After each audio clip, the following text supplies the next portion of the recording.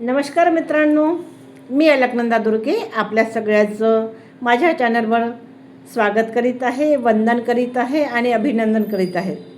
इथे आपण ऐकणार आहोत वाल्मिकी रामायण अयोध्याकांड सर्ग 4.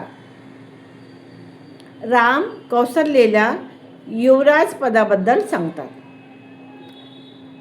परिजन निघून गेल्यावर केव्हा काय करावे हे जाणणाऱ्या दशरथ राजाने मंत्र्यांबरोबर पुन्हा विचारविनिमय करून निश्चय केला की पुष्य नक्षत्र उद्याच आहे आणि माझा पुत्र कमलनयन राम ह्याला उद्याच युवराज पदाचा अभिषेक झाला पाहिजे. म्हणून अंतःपुरात जाऊन दशरथ राजाने सुमंत्राला बोलवून आज्ञा दिली की रामाला पुन्हा इथे घेऊन या. राजाची आज्ञा शिरोधार्य मानून सुमंत्र रामांना पुन्हा आणण्याकरता त्वरेने रामाच्या महालात गेले. द्वारपालांनी सुमंत्र पुन्हा आल्याची रामाला सूचना दिली.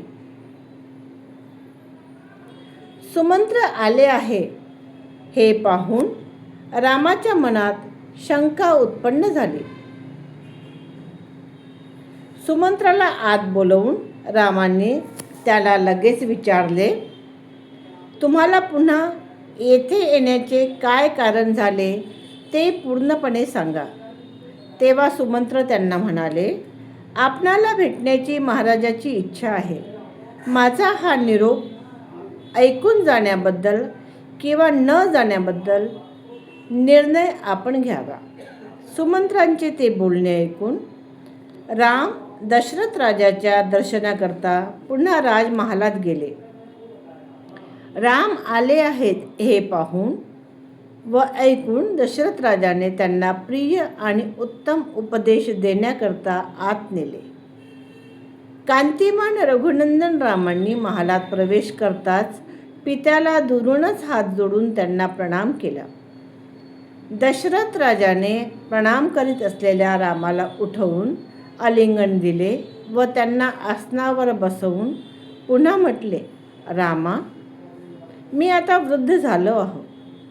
माझे वय आता बरेच झाले आहे. मी सर्व उपभोग यथेच्छ उपभोगले आहे. मी अन्नदान करून व पुष्कळ दक्षिणा देऊन शेकडो यज्ञ केले आहेत. तुझ्यासारखा प्रिय पुत्र मला लाभला आहे. मी दान दिले आहे, यज्ञ केले आहेत आणि अध्ययनही केले आहे. वीरा, मी सुखाचा यथेच्छ उपभोग घेतला आहे. देव, ऋषी, पितर, ब्राह्मण ह्यांच्या व माझ्या स्वतःच्याही ऋणातून मी मुक्त झालो आहो. तुला युवराज पदाचा अभिषेक करण्याशिवाय माझे आता काहीही कर्तव्य राहिले नाही. म्हणून मी तुला आता जे सांगणार आहे ते तू केले पाहिजे. हा सर्ग 4 इथेच अर्धा संपलेला आहे. पुन्हा पुढच्या भागात भेटूया. आपल्याला हा सर्ग आवडला असेल तर लाईक, सबस्क्राईब आणि शेअर करा आणि कमेंटमध्ये लिहा. जय श्रीराम. धन्यवाद.